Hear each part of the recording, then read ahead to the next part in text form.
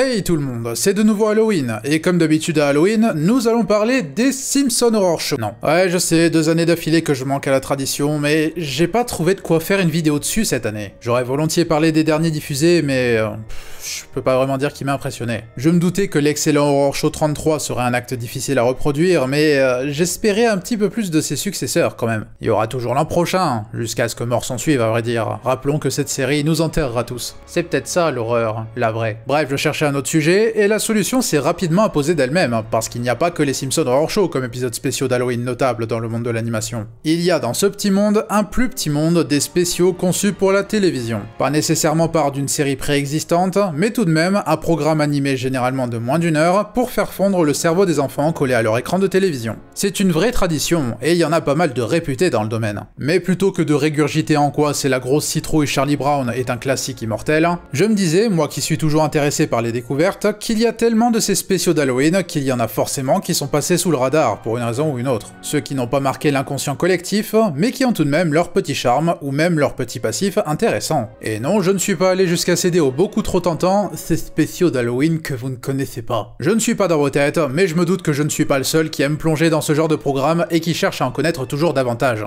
Donc il se peut que vous les connaissez. Et si c'est le cas, tant mieux. Mais on va prendre le risque de les remettre en avant s'ils en ont besoin. Alors voici les spéciaux d'Halloween oubliés ou peu connus du grand public. Bien entendu, je ne vais pas parler de tous ceux qui existent. Je me suis limité à 5 d'entre eux, certes de qualité variable, mais pas inintéressant. Et on commence avec celui par lequel j'allais évidemment commencer, me connaissant quand j'ai établi ma petite liste. Pourquoi donc? Parce qu'il est réalisé par un artiste, je sais pas si vous connaissez, c'est un petit nom, mais il a fait des trucs pas trop mal. Un certain Chuck Jones, vous voyez le genre. Et Jones, il a réalisé un spécial d'Halloween impliquant les personnages plutôt bien connus du domaine des illustrations pour jeunes enfants, Raggedy Ann et Raggedy Andy. 2 poupées de chiffon qui ont marqué l'inconscient populaire depuis les années 20 et instantanément reconnaissables même pour l'audience d'aujourd'hui. Même encore aujourd'hui, l'influence est notable, ne serait-ce que si vous regardez The Amazing Digital Circus. Le personnage de Ragata est un hommage notable parmi d'autres, étant donné l'affection de Gooseworks pour le film de Richard Williams sur ces 2 personnages. Un film que moi-même j'aime beaucoup et admire. Bien que moins abouti que le chef-d'œuvre du réalisateur à venir et ironiquement inachevé lui-même, c'est un film bourré de charme et symbole d'un temps révolu de l'animation. Ne serait-ce qu'à voir la façon dont le générique crédite ses animateurs principaux comme s'ils étaient les acteurs vedettes du film. Et à vrai dire, ce sont vraiment eux les acteurs vedettes. L'animation est exceptionnelle et les larmes probablement versées durant sa conception se ressentent. Mais revenons à nos moutons, parce que les moutons ça fait du coton, et les poupées de...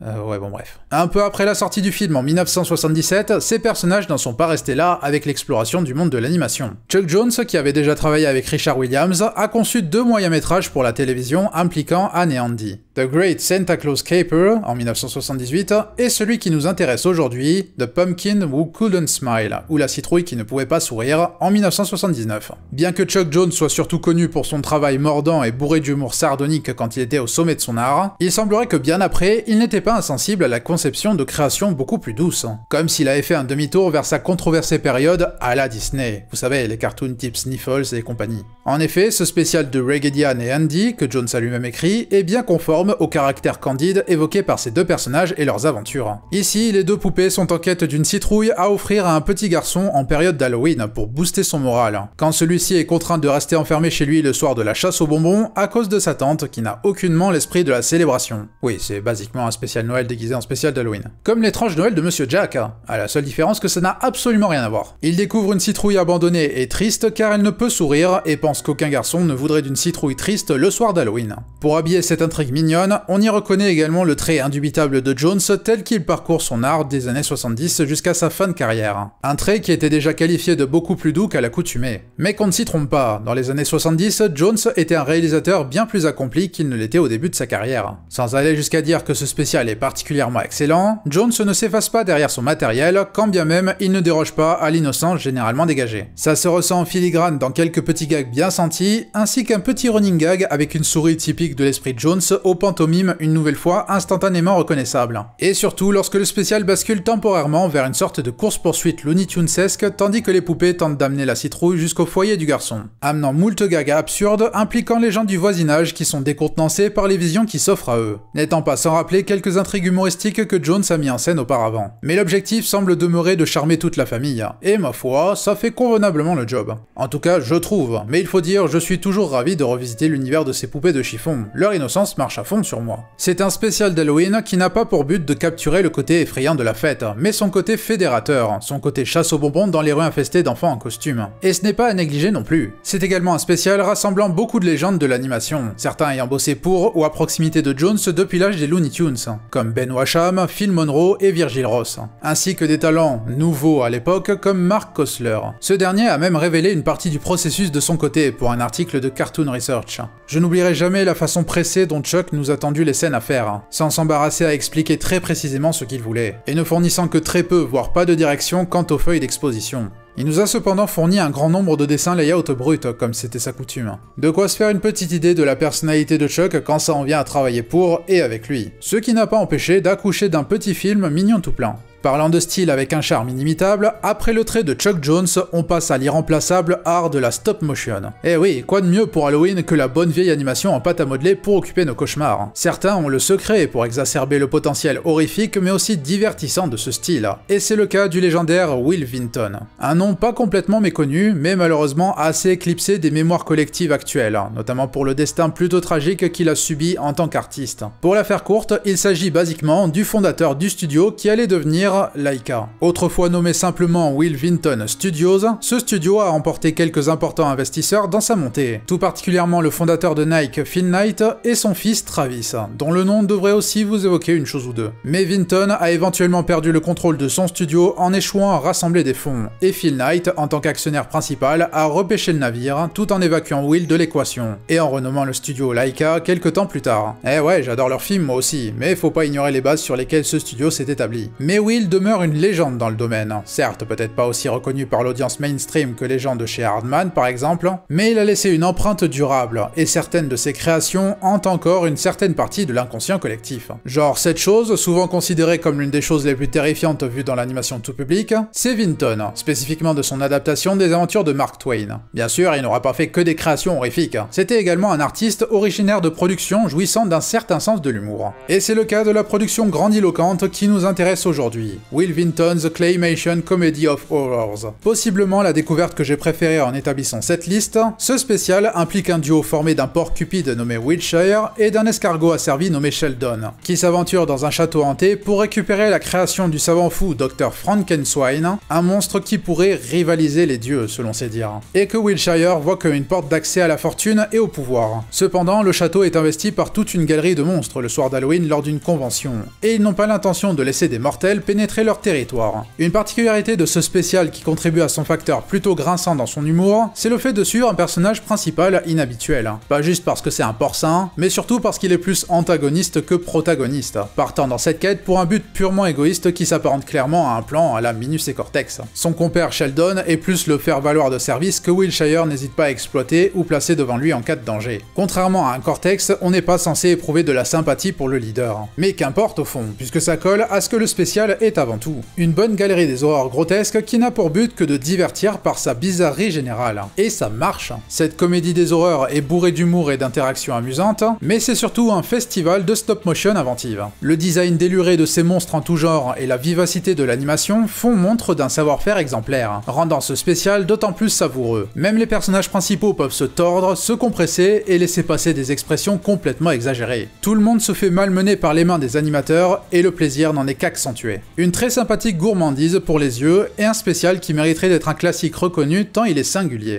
Parlant de spéciaux singuliers, le suivant sur la liste est The Last Halloween. Qu'est-ce qui le rend singulier? Déjà vous le notez peut-être, mais il s'agit principalement d'une production live-action. Mais j'ai décidé de l'ajouter à ma liste parce qu'elle mélange le live-action avec de l'animation CGI, alors qu'elle en était encore à ses relatifs balbutiements en 1991. Mais également, il s'agit d'une production Hanna-Barbera, la seule de leur production utilisant de l'animation faite par ordinateur à la place de l'animation traditionnelle. William Hanna lui-même, ainsi qu'Iwao Takamoto, une autre figure importante dans le développement des productions Hanna-Barbera, sont superviseurs de l'animation. Et celle-ci est fournie par les deux grosses pontes du milieu, Industrial Light and Magic et Pacific Data Images. Qu'une petite curiosité comme celle-ci dispose d'autant de cordes à son arc est assez notable, même s'il ne s'agit pas forcément d'un spécial particulièrement mémorable en dehors de ses faits. Car parlons du spécial en lui-même, dans lequel des aliens venant de Mars débarquent sur la Terre pour recharger leur stock d'une ressource ressource vitale pour eux. Non pas du bubble tea, mais une denrée qu'ils appellent kubi, qui s'avère être des bonbons, ou candy. C'est pourquoi ils sympathisent avec deux jeunes enfants d'un petit village qui les initient au concept de la récolte des bonbons le soir d'Halloween. Problème étant qu'Halloween risque d'être annulé cette année dans leur patelin, car le lac alimentant l'usine de bonbons locale est asséché à cause d'expérimentations menées par deux méchants très méchants. Tout comme le spécial de Regedian et Andy, cette demi-heure est plus intéressée par le caractère festif de la fête plutôt que par son caractère horrifique. Mais tout en restant à destination d'un jeune public, il y a une tentative de concilier les deux, au moins un peu plus que le spécial susmentionné, en ajoutant notamment des enjeux apportés par un duo de malfaiteurs sous forme d'une savante folle et son laquais sans cervelle, incarné par Rhea Perlman et Richard Moll, deux noms pas étrangers dans le domaine de la télévision. C'est d'ailleurs assez marrant de voir le matériel promotionnel jongler entre tous ces facteurs. 4 martiens et les enfants de Crystal Falls peuvent-ils sauver leur ville de ces deux gredins? Est-ce que ça sera le dernier Halloween? Incluant 4 adorables martiens. Ces 4 martiens au design bien Hanna-Barberaesque et incarnés par des acteurs vétérans du milieu comme Don Messick et Frank Welker ont tout de même permis à ce spécial de repartir avec un Emmy Award pour les effets spéciaux. Néanmoins, si la gentille naïveté de ce spécial pourra toujours charmer quelques amateurs du genre, en ce qui me concerne, je n'ai pas tellement à relever. Je me doute que je ne suis pas forcément le public cible, mais est-ce que ça m'a déjà empêché d'apprécier des trucs pas de mon âge? Non monsieur. En l'occurrence, je trouve quand même que ça manque de peps, d'un truc qui permettrait au spécial de bien se distinguer au-delà des factoïdes qui l'entourent. Malgré l'ajout de méchants, il n'y a pas vraiment de panache dans les enjeux. Il y a bien un climax lorsqu'un des aliens se fait capturer par la savante folle, mais les méchants ne semblent présenter aucune difficulté particulière aux héros, et ils se font arrêter en hors-champ alors que le spécial a encore 5 minutes devant lui. Assez peu excitant, mais je salue la tentative technique pour pimenter une production autrement peu inspirée. Les anthologies d'Halloween, ce n'est pas rare, la preuve avec les Simpson Horror Show. Dans le domaine, nous avons également l'intrigant Tales from the Far Side, créé par Gary Larson. Fun fact, ce spécial est passé à 2 doigts d'être du média perdu. Il n'a été diffusé qu'une seule fois à la télévision, sur CBS en période d'Halloween 94, et bien qu'un DVD fût édité, il est aujourd'hui à court de copies. Il n'est pas impossible de le trouver sur internet, la preuve, j'en parle moi-même, mais il n'est pas accessible à la portée du premier venu, contribuant probablement au fait qu'il ne soit pas plus connu que ça. Il s'agit d'un spécial composé de moult petits sketchs dans la tradition du matériel adapté, le comic strip de Larson de Far Side. Une particularité de ce comic strip, à la différence d'un Calvin et Hobbes ou d'un Garfield, c'est que la majorité de ces sketchs tiennent en une seule grande case, au lieu d'un nombre allant de 3 à 6 environ. Des dessins généralement caustiques et surréalistes qui ont de quoi créer du matériel un peu glauque avec les bons éléments en main. Ce que ce spécial fait, tournant ses sketchs autour d'idées macabres ou surnaturelles, est teinté d'humour noir. Même si la question se pose naturellement, comment convertir des sketchs d'une seule case en des petites sections animées de plusieurs minutes? Toujours est-il que Tales from the Far Side enchaîne ses délires isolés, les fait s'entrecroiser parfois, et gère ses idées comme des assez longs build-up jusqu'à arriver à une punchline qui aurait très bien pu être sa propre case du comic strip. Toutefois, certaines idées jouissent clairement du format animé, notamment un sketch impliquant une sorte de publicité pour un séjour touristique pour les morts vivants. Visuellement, nous sommes en terrain connu, pour peu qu'on soit familier évidemment avec le matériel de base. Le style est ostensiblement le même, un style aux traits caractéristiques sous lequel des humains et des créatures étranges peuvent cohabiter sans problème. À la seule différence que c'est animé, sous la direction de Marv Newland, à qui l'on doit déjà le chef-d'œuvre de l'animation qui est Bambi rencontre Godzilla.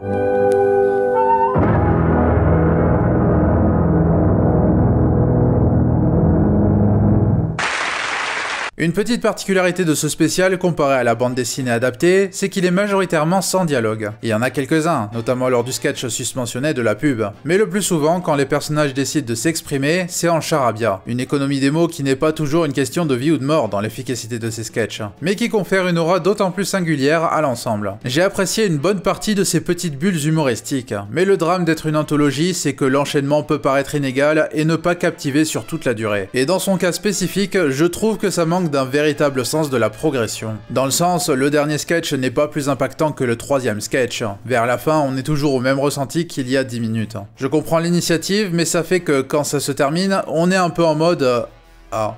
D'accord. Tout de même, j'imagine que ça a suffisamment marché, vu que ce spécial aura droit à une suite, un peu plus longue, mais toujours aussi étrange. Quand bien même, elle n'a jamais été diffusée sur les écrans américains, seulement britanniques. Va savoir, c'était peut-être trop à supporter pour ces grandes prudes. Et enfin, last but not least, faisons un petit tour du côté de l'imaginaire aussi foisonnant qu'intimidant à sa manière, celui du Dr Seuss. Vous êtes sans doute familier avec les adaptations animées de ses œuvres les plus connues. Le Grinch de Chuck Jones, évidemment, mais aussi des adaptations de de Horton, du chat chapeauté, du Lorax et j'en passe. Mais il y a également un petit nombre de curiosités dans ce domaine. Des spéciaux reliés à l'univers de Seuss beaucoup moins connus et pas moins étranges. Parmi ceux-là se trouve Halloween is Grinch Night, écrit par Seuss lui-même et produit comme moultes autres de ses spéciaux par Fritz Freleng et David DePatie. Une histoire originale et alternative impliquant le Grinch dans un contexte tout autre que celui des fêtes de Noël. Contrairement à comment le Grinch a volé Noël, le culte du personnage vert est important dans l'esprit des habitants de Whoville. Là où la créature est initialement un être se contentant de vivre en ermite jusqu'à ce qu'il décide de supprimer ce qui fait le bonheur des Who à leur insu, ici il est bien une menace redoutée de ces petits gens qui surgiraient pour les tourmenter lors de nuits particulières, identifiées lorsqu'un vent fétide s'abat sur la ville.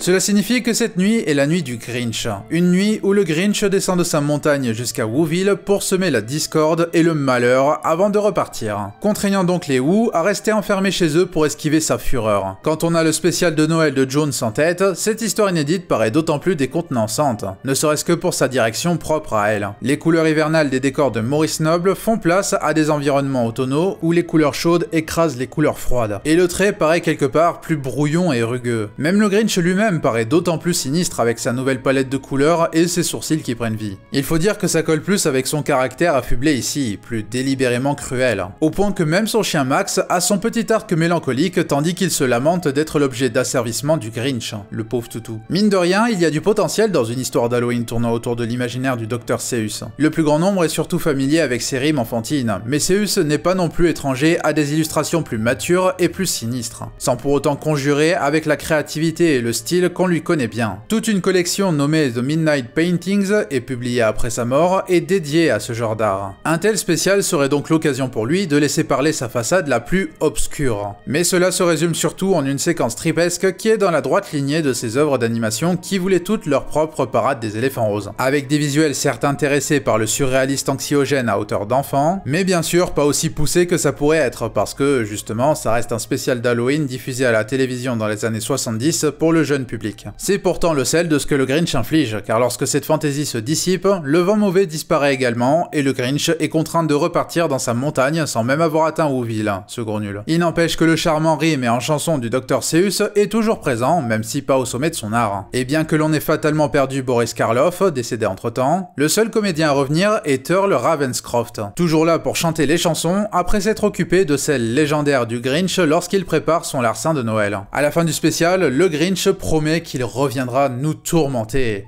en 2018 avec un long métrage médiocre. C'est sur cette note terrifiante que nous nous quittons. Je vous souhaite une très bonne soirée d'Halloween, et si vous ne faites rien de particulier ce soir, bah je ne vous souhaite rien en fait. On se retrouve lors de la prochaine chronique, ciao.